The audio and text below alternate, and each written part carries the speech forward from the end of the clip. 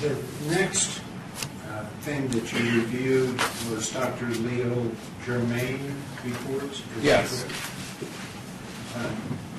Can you tell us what you found in that was significant to you in your treatment of Kelly Hendrickson? Well, Dr. German's another neurologist in Las Vegas, and he saw the patient soon after. I believe he was sent the patient by Dr. Kaplan. And he basically, he goes through the history, which we've discussed. He mentions that she was having a lot of room spinning, a lot of, and like I mentioned, the balance impairment, the vertigo, the dizziness. She had that. She had loss of smell and taste, and we got that because we had that olfactory bulb hemorrhage, and she has demonstrated a loss of the ability to smell. And when you lose the ability to smell, you can't taste things either. He mentions that she had headaches, nausea, memory loss, eye pain, trouble sleeping, and fatigue. And he saw a left facial paresis. In other words, the left side of her face was a little bit weakened. And I saw that too. If you have a patient smile, and then you look at both sides of the face, you can see this is called the nasolabial fold, and it should be symmetrically deep. But if a person has weakness, sometimes it's decreased nasolabial fold. And I've seen that on Kelly myself on at least one examination when she had decreased nasolabial fold. That's not from a neck injury. I think that's from the Sylvian Fisher hemorrhage causing some cortical irritation. But regardless, he saw that. He saw balance impairment with her when she was walking. And then again, she's had balance impairment as a consequence of this head injury. When you have a head injury, not only do you damage your brain, but you can also damage the inner ear mechanisms that are involved with our balance. You can loosen the there are hair cells and there are otoliths. There are ways that we're able to sense movement. We're able to sense acceleration, linear acceleration, and we're able to to sense when we're spinning in space. And there's different parts of the inner ear that get affected when you have a concussion. Even if you didn't have a brain injury, you can have a concussion with balance impairment and headaches. So he saw that. He mentioned something very interesting about Kelly, and she had olfactory hallucinations. Now, what's that? Okay, the name for it is parosmia. Okay, parosmia. But she had such damage to the smell mechanism that she started smelling things that weren't there. Like, and he mentions the smell of burning flesh. She had like this really horrible odor so she couldn't smell normal things, but she had this hallucination basically of other things that were potentially not there. And that happens a lot of times when you lose function. Sometimes people will lose an arm and then they'll have pain. We call it phantom limb syndrome. But in this case, or you may be blind in an eye, and then you have flashes of light for retinal stimulation, even though you can't see what's around.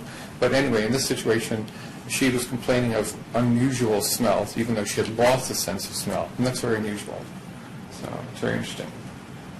He put her on medicines to try to help the headaches. He put her on Topamax, which actually helps seizures as well, and gave her some other medicine to help her with her vertigo.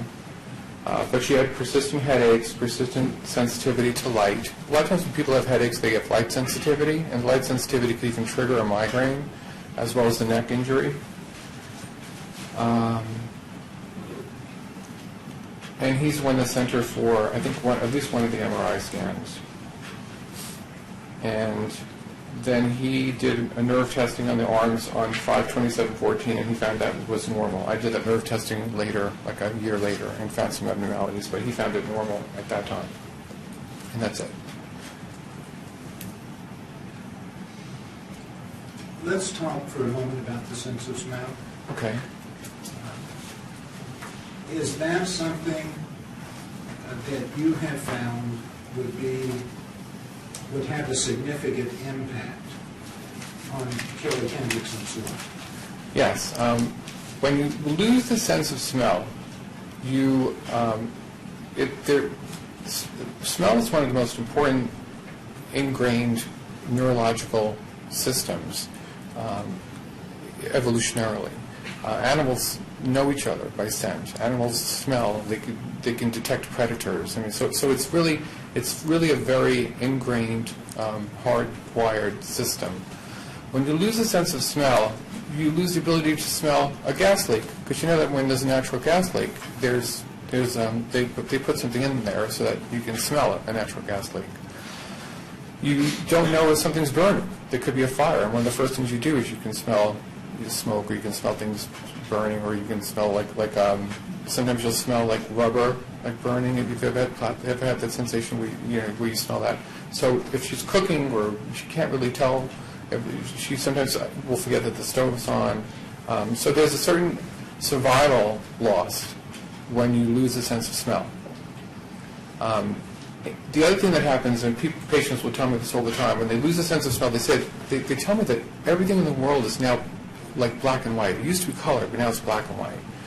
And we don't realize it, but we're constantly smelling different things, different odors that are important to us. And it's not just perfumes and colognes and things like that, but just the smell of your children. I mean, there's just like the smell of something that's dirty, that's rotten. The smell, like there's lots of different important things with smell. And lastly, taste. When you lose a sense of smell, you can't taste things. You sometimes might notice that if you have a cold. If you have a cold and you have a runny nose, you can't taste your food for the week or so that you have that. So she's lost the ability to taste food. So she can't really tell if something needs salt or has too much salt in it.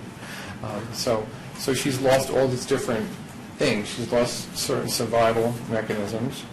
She's lost the ability to manage her life. And she's lost the pleasure of being able to smell and taste food, and being able to smell things in the environment. So that's where it's important. So it's very important to be able to smell.